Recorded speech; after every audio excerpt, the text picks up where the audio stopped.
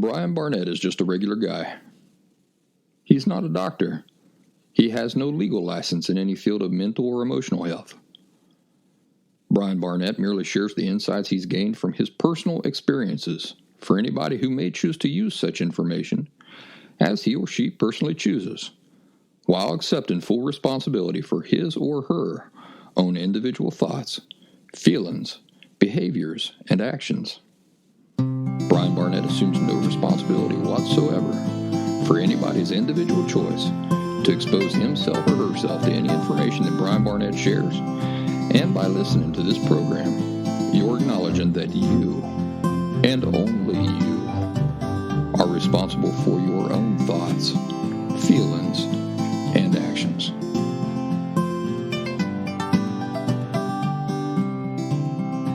Just got to notice that the big thunderstorm's rolling in, and I got the top off my Jeep. And it's gotten pretty dark here in the house, so I'm going to have to poke my head outside and see what the weather's doing, and I'll be right back.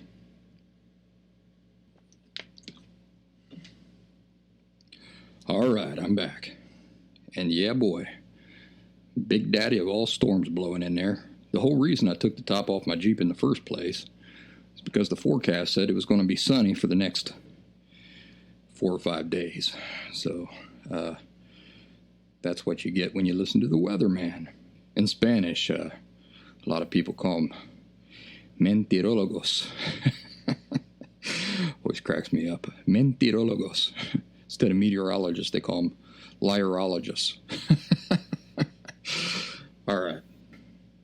Now, on to the subject of the day. Let's talk a little bit more about inherent worth, which is the very opposite of the foundation belief system upon which folks with borderline personality disorder live, is such an important hurdle to get past for those who are interested in authentic emotional health. Back in episode 51, we heard Fred Rogers of Mr. Rogers' Neighborhood fame speak repeatedly about it. But one thing Mr. Rogers never did in any of those clips is explain why. Why do you have inherent worth? Frequently, I see people talking about mantras or repetitions that they make to themselves. Whenever they start feeling like dirt, they've gotten into the habit of repeating like 50 times over and over again things such as, "You are valuable, you are valuable, you are valuable, you are valuable," or, "You're not dirt, you're not dirt, you're not dirt." In a short-term situation, like maybe getting through the grocery line at the store without being overwhelmed by social anxiety, this might be a handy-dandy little exercise for some. But thinking larger, much larger than just getting us through any immediate situation that we're in temporarily, are you able to see the problem with this sort of approach? What's wrong with chance or repetitive affirmations? See, this is where I think Fred Rogers did not go far enough. As much as I love the guy, he was very, very good at telling people that they had inherent worth, that he liked them just the way they are for being who they are, and that the way they comb their hair and hold their fork and the clothes they wear, that none of these things mattered. It was the person himself or herself that Fred Rogers admired and liked, and it's wonderful that he did this.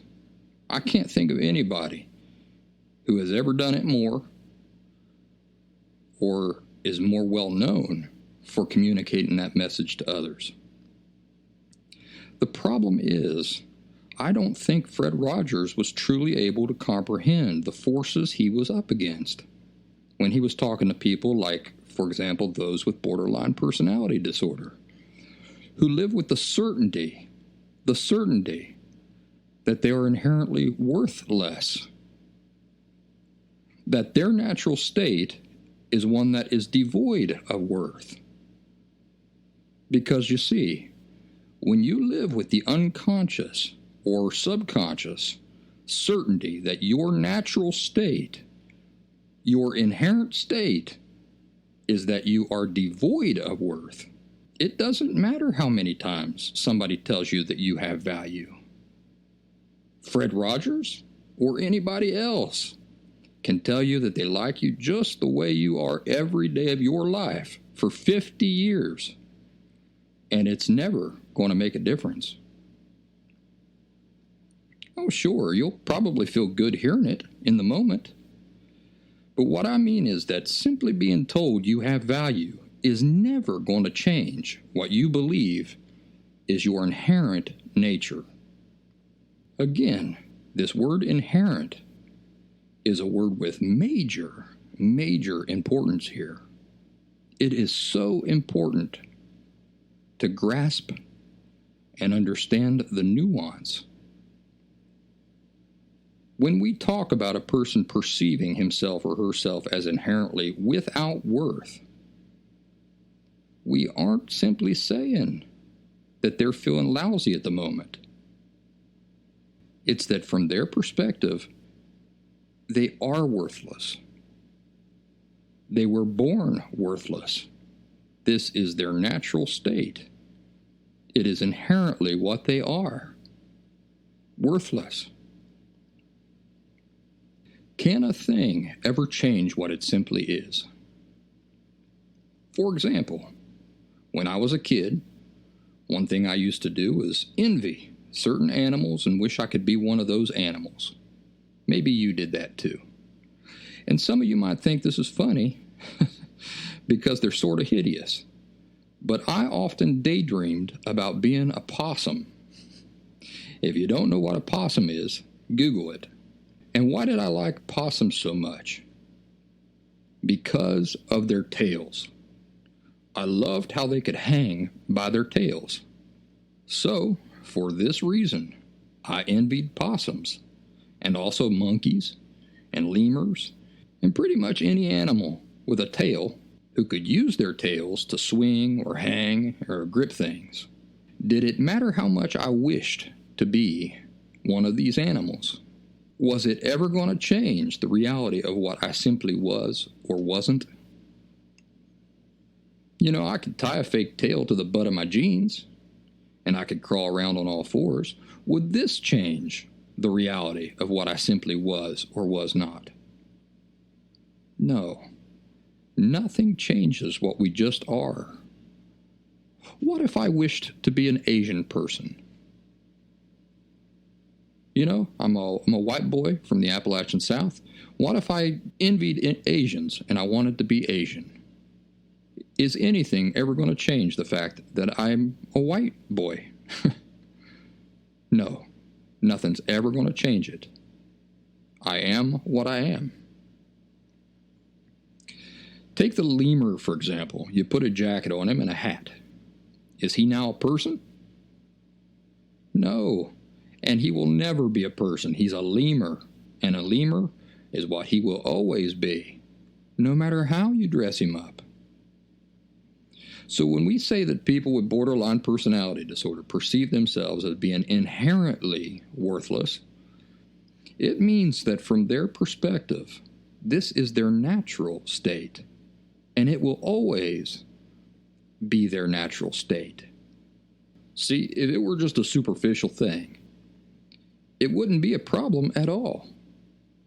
For example, when you make a dumb mistake and you palm yourself on the forehead and you say, "Golly, I am such a dum-dum." When most people say this, do they truly believe that dumb is what they are? No, they simply mean that they did something goofy right there in that moment. But beneath it all, they know they aren't dumb. So this momentary lapse of intelligence is a very superficial thing. It doesn't go on affecting them a few minutes after their mistake has passed. But there's nothing superficial about the underlying perception that people with borderline personality disorder live with. Oh no. It's not of a superficial nature at all. Rather, it involves inherent realities, the very nature of things. Their perceptions of the very nature of what they inherently are and inherently are not. So, back to the question. What is the problem with repetitive expressions of self-validation? Well, the problem is, frankly, the person is repeating over and over something that, although it sounds positive and reassuring, it's something they simply do not believe. It's like if I were to stand here right now and repeat to myself over and over and over again, I'm a lemur, I'm a lemur, I'm a lemur, I am a lemur. No matter how many times I repeat it, and no matter how hard I force myself to buy into it, deep down I know I'm lying to myself. It's the same for folks with borderline personality disorder. You are valuable. You're valuable. You're valuable. No matter how many times they say it, no matter how encouraged it makes them feel in the moment, deep down, they know they're lying to themselves. And you know, the irony is that they aren't lying at all. They really do have value. But their underlying certainty about reality says otherwise. So, they are in fact just repeating something over and over again that they know they don't truly believe. In other words, they might as well be lying to themselves. It would do just as much good, which is to say, no good at all. I hope this explains why either being told over and over again or telling yourself over and over again that you have inherent worth is ultimately not going to do any good. It isn't the answer to the problem. So, what is the answer? The answer is convincing yourself with concrete, specific reasons why it is that you have inherent worth. Do you see the difference? We're going from simply saying or repeating a thing to now proving to ourselves why that thing must be so. This is how we reject the lie that we currently have as our underlying foundation perception of reality and replace it with a new, more accurate perception. We look at all the ways the inherent worthlessness absolutely cannot reflect the reality of the situation.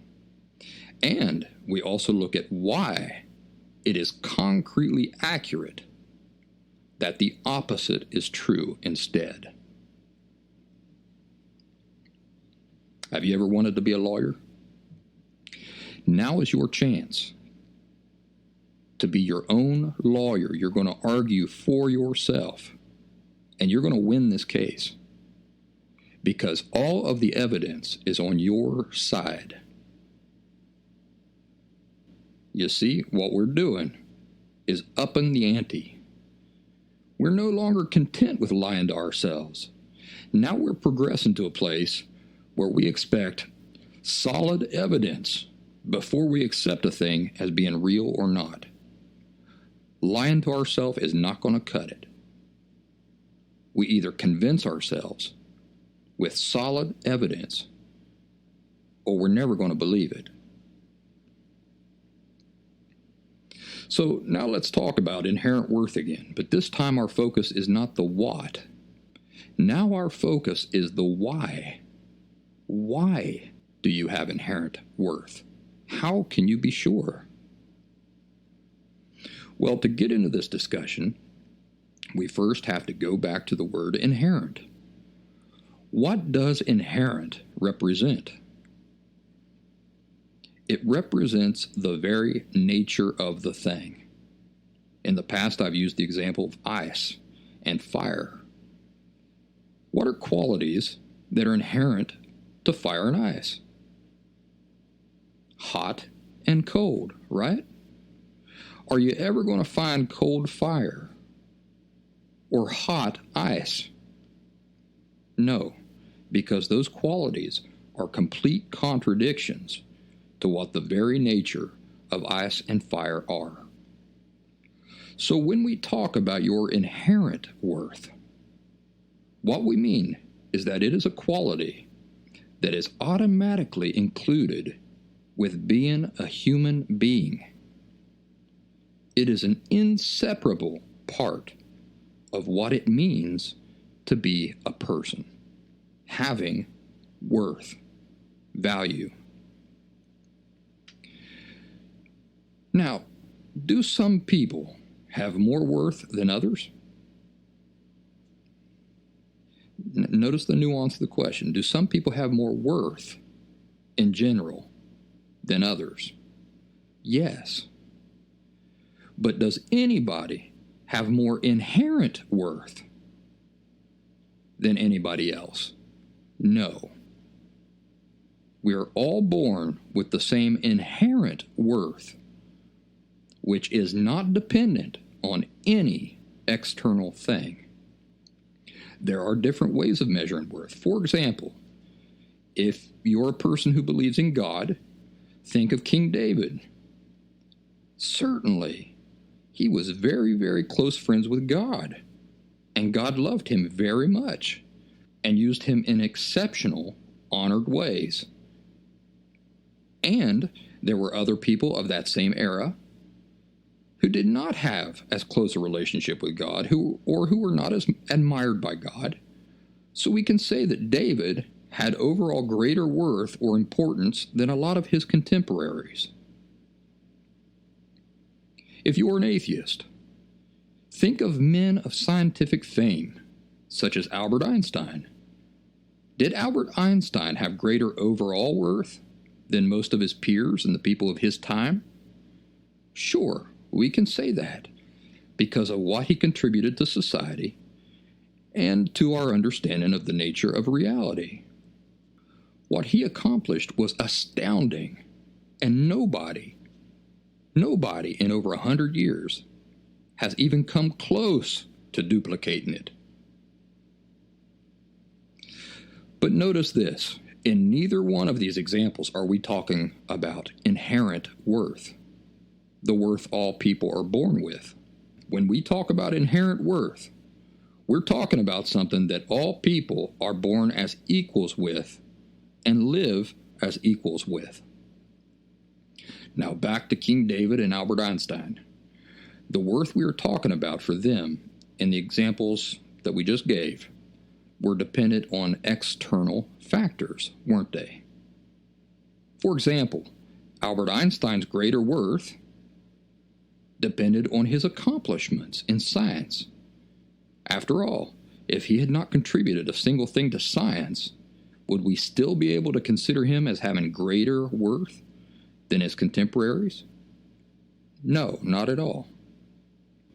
If something is an inherent quality, can it then by nature be affected by any external factors, such as accomplishments or relationships or honors? No. If it could be affected by external things like that, that would utterly contradict the very nature of what something being inherent means. For example, hot is not inherent to fire, only in certain conditions. If fire was only hot under certain special conditions, we wouldn't be able to say that hot is inherent to fire, could we? So, do you see how inherent, the very definition of what it means, makes that quality completely independent of any factors whatsoever?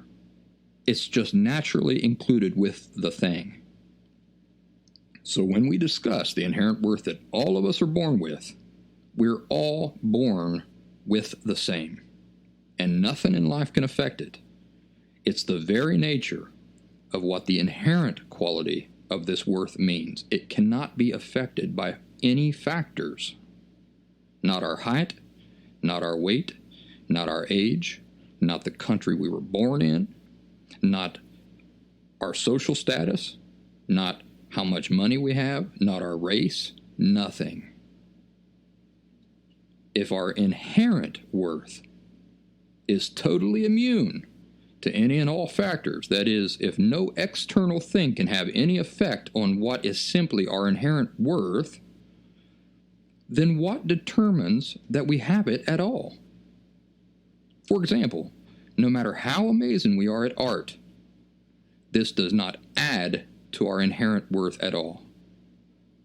Additionally, no matter how terrible we are at math, this does not detract from our inherent worth at all. Because remember, inherent worth is not something that is earned or that can be taken away from us. It's inherent to who we are, right? To what we are.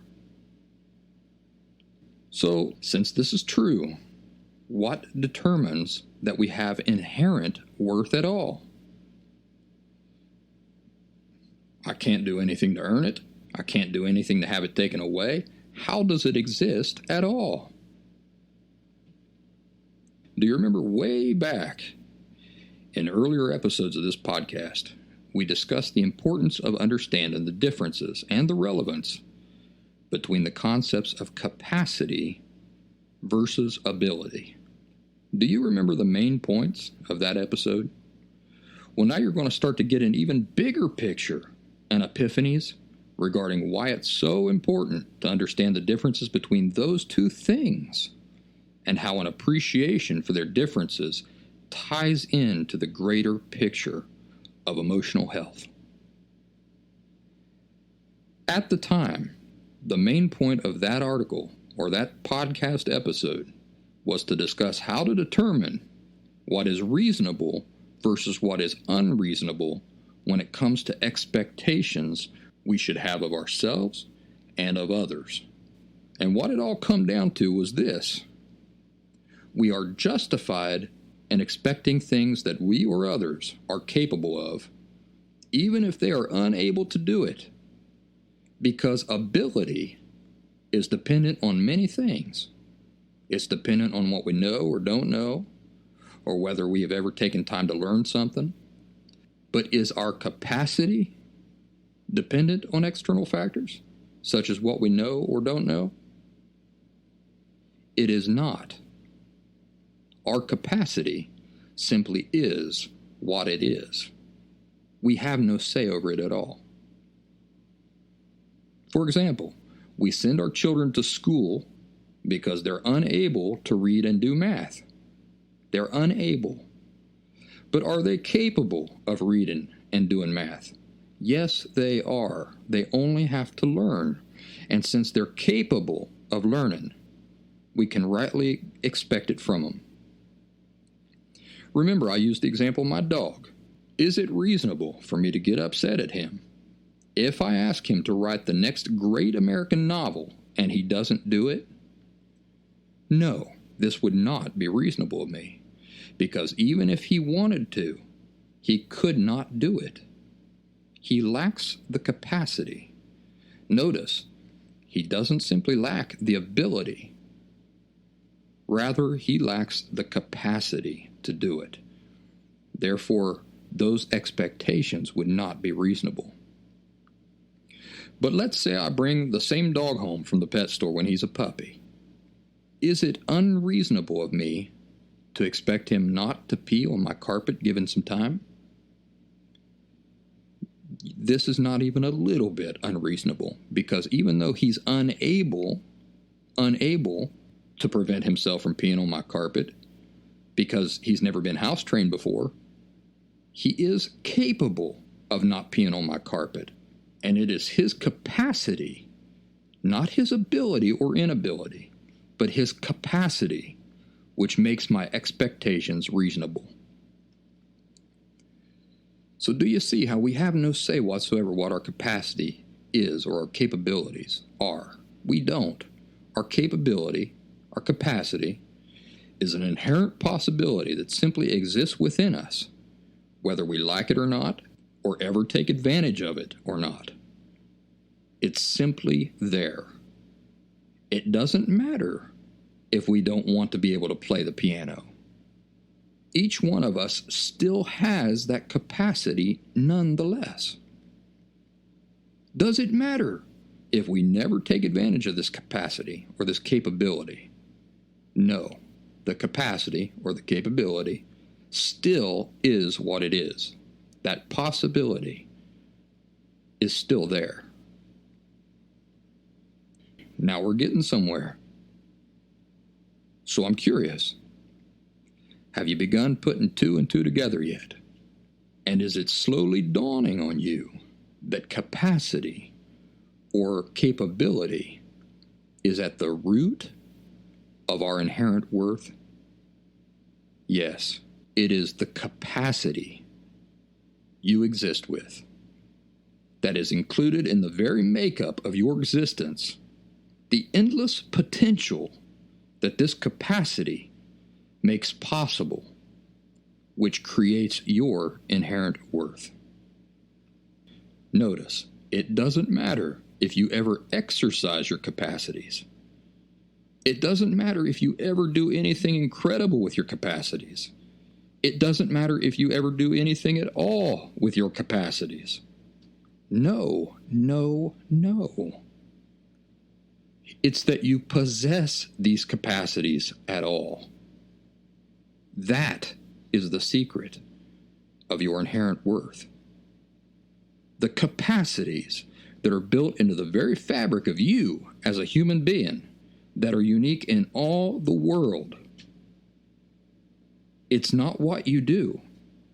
Rather, it is the capacity that you inherently possess, the unique potential that exists within you as a human being comparative to every other thing in existence. To illustrate it, think of a man who dies when he's 19 before he has ever had time to meet a woman and fall in love. What has been lost? Young man, 19 years old, dies, has never really lived a life, never even really had time to get his life started. What has been lost? Well, you might say that his future has been lost, right? He never got to experience real adulthood. He never got to experience love. What a tragedy, right? But I'll ask you again, what was lost? Think deeper. What potential did this 19-year-old man represent? What possibility or potential existed within this 19-year-old man that now will never play out? Do you give up? Did this young man not have the capacity? Did the potential not exist for him to father millions of future people? So what was lost? What was lost was potential. The potential of all that could have come from him. Millions of lives. Who knows how many geniuses, artists, poets, architects, scientists, teachers that could have completely altered the direction of mankind. All of them individually born with the same capacities that are unique to human beings only.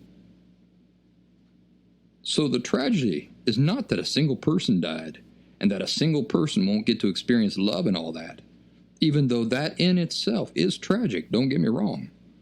But all people die. The real tragedy, the real weight of the loss is in all the potential that got lost with him. Back to your inherent worth. Doesn't matter if you ever do anything spectacular in your life, like create a best-selling music album, or design a world-renowned piece of architecture, or bring peace to the Middle East. No. Your inherent worth, it's inherent to being a person.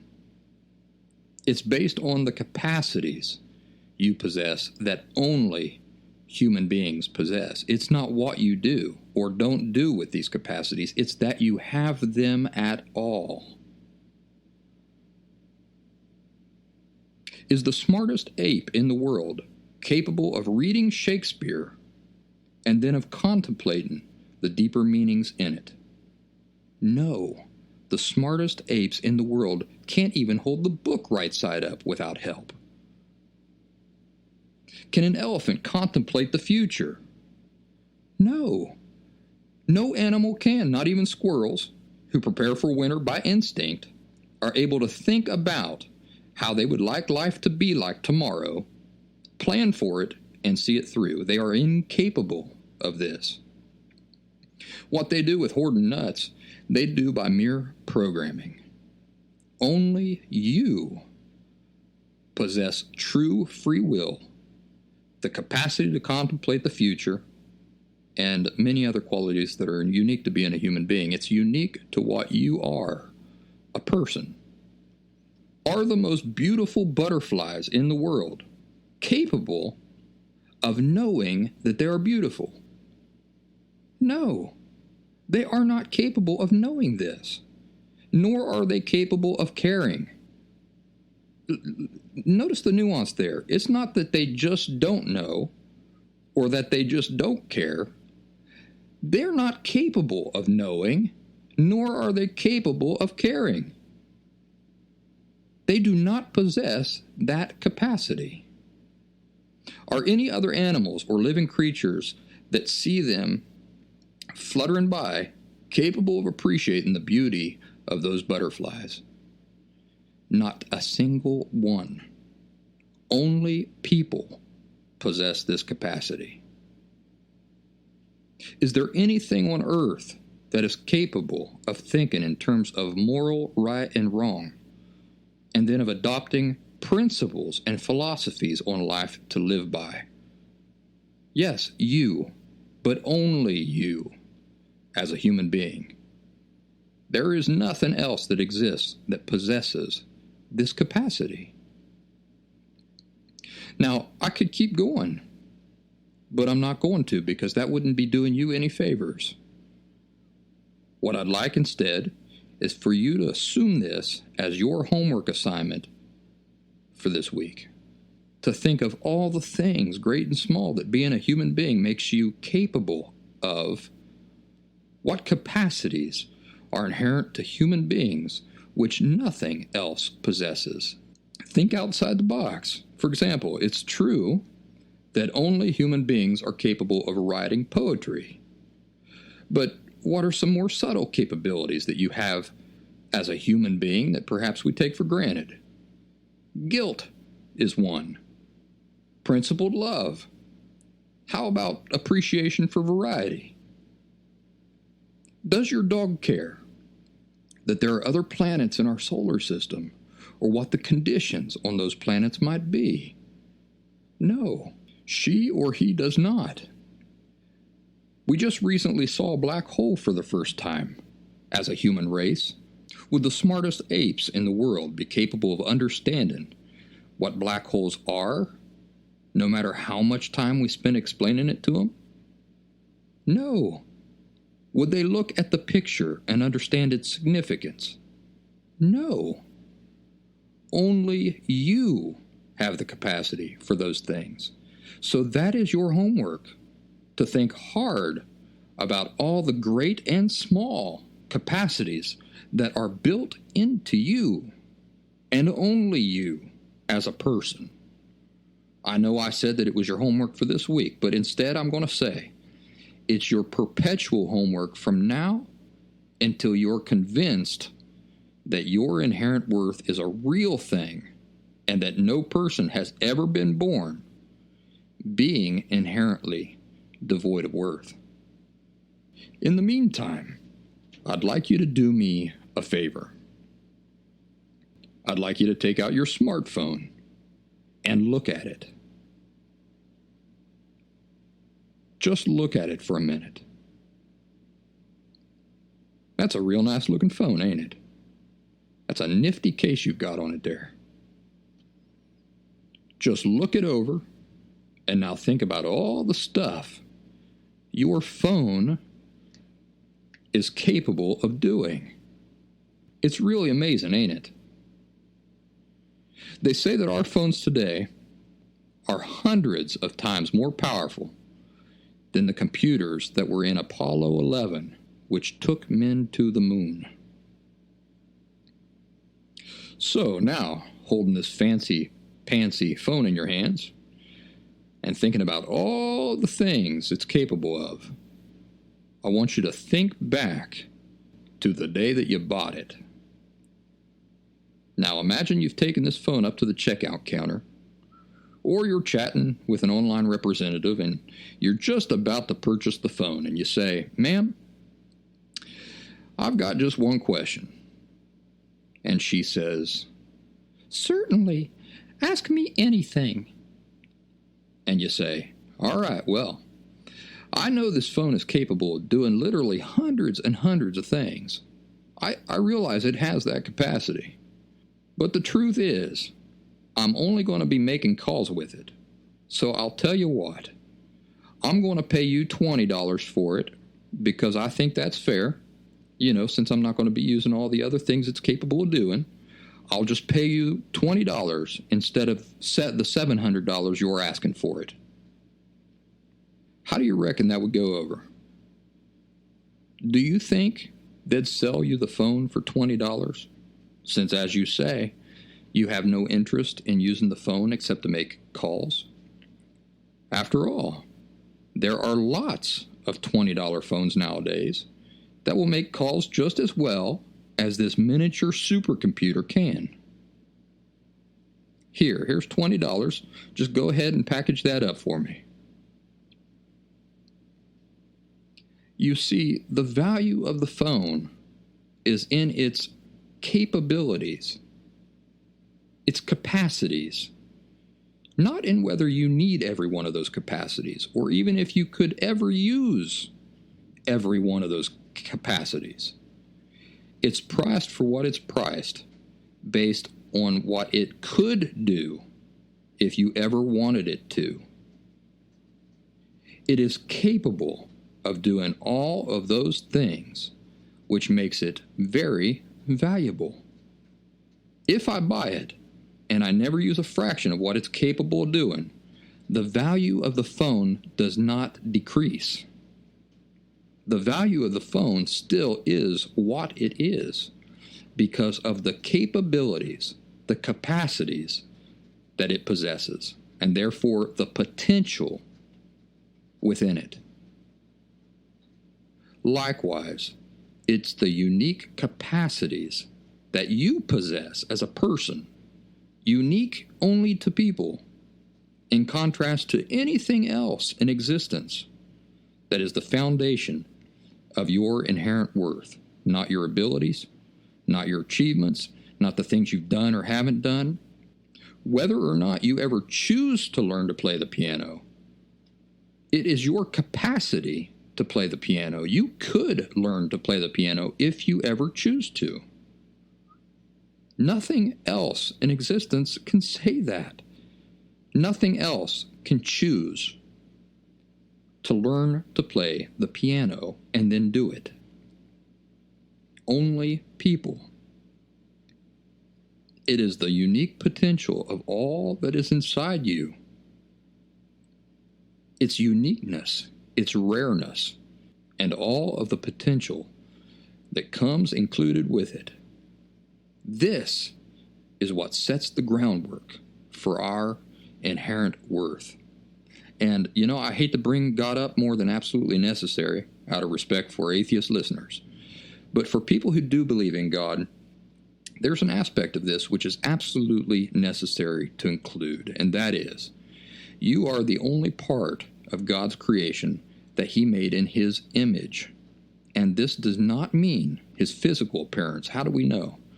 Because God doesn't have a physical appearance. He's a spirit. No, what it means is that in all of physical creation, He created us and only us with the capacity to reflect the same good qualities that God Himself has. Things like love, justice, patience, kindness, and all positive qualities like these. Only humans are made in God's image in this respect.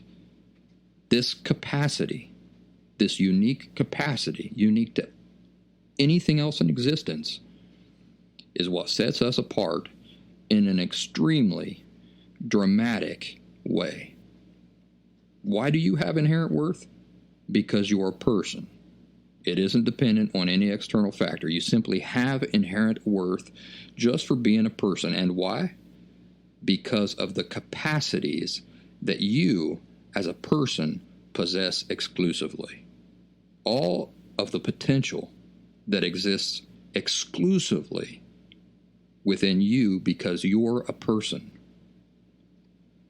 Is this the end of the discussion about inherent worth? No, it's only the beginning. This conversation is not something we have this week and then you move on from. No, this is the conversation that is meant to jumpstart your personal work, to think hard on these things, expand upon them, to spend the next several years seeing the truth of. I've hopefully given you much to think about and chew over in your own time, that your mind will be breaking down, turning over and over, and then adding to. To close today, I wanted to share with you a poem of sorts. It's actually a song that I wrote. So this is a Brian Barnett original. It's a song I wrote, I reckon about 6-7 years ago. But I'm very proud of it, and I wanted to share it with you. It's called 8 Minutes of Sunlight. If you don't know, it takes 8 minutes for the light from the sun to reach us here on Earth. So what it means is that you've never seen a sunrise or a sunset as it was actually happening. You're always seeing what happened 8 minutes ago. 8 Minutes of Sunlight by Brian Barnett. There's something worth finding hidden in there. I'm stopping the world so I can see. You've been missing, alone and nowhere, but I'll make you visible to me. The sunlight in your hair took nearly 8 minutes to get there, so I know everything can wait. Yes, I know you've been worth the wait. There's something quiet buried in there, beyond the girl the world can see. They've overlooked it here and everywhere, but I'll make you obvious to me. The sunlight on your face crossed space in 8 minutes to find you, so I know just what I'm meant to see. And I know it's all I've longed to see. There's something worth finding hidden in there. The world has slowed, now I can see. You've been missing, alone and nowhere, but now you're visible to me. The sunlight in your hair took nearly 8 minutes to get there, so I know that everything can wait. Yes, I'm sure you've been worth the wait. The summer evening sunset fell in 8 minutes to shrine you. Now I know all that they hadn't seen, and I know you're all I had longed to see. 8 Minutes of Sunlight, the lyrics to my song from 2013. Folks, I hope you have a wonderful week. The storm has hit. I hope you can't hear it through the mic. I got the top on the Jeep. Everything's tucked away and tidy. I want to remind you to run over to thelastsymptom.com. Leave me a donation there if you're so inclined. And if you'd like to schedule a one-on-one appointment with me, you can do so right from there, thelastsymptom.com. This is Brian Barnett signing off. As always, thanks for listening.